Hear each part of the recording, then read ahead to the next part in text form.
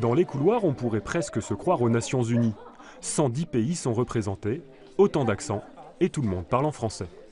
Bonjour, je m'appelle Chanel et je viens du Canada. Je m'appelle Motoujan. Ting Ting, je viens de la Chine. Lucina et je viens d'Abu Dhabi.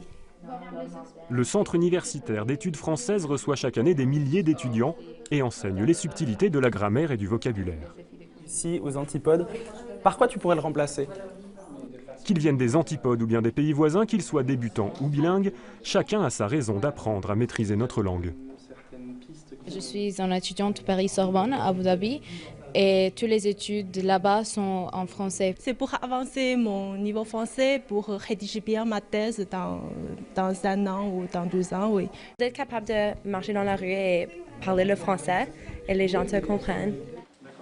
Un Asiatique n'apprendra certainement pas de la même manière qu'une personne d'Amérique du Sud ou qu'une personne d'Europe continentale. Notre but à nous, enseignants de français langue étrangère, c'est justement d'essayer d'utiliser ces petites difficultés afin de promouvoir autre chose, une ouverture d'esprit éventuellement.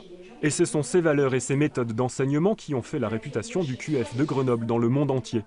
Le centre existe depuis 1896, une véritable institution. On a un enseignement qui est connu pour être de qualité et spécifique, et puis aussi par rapport aux différentes personnalités qu'on a pu former au QF.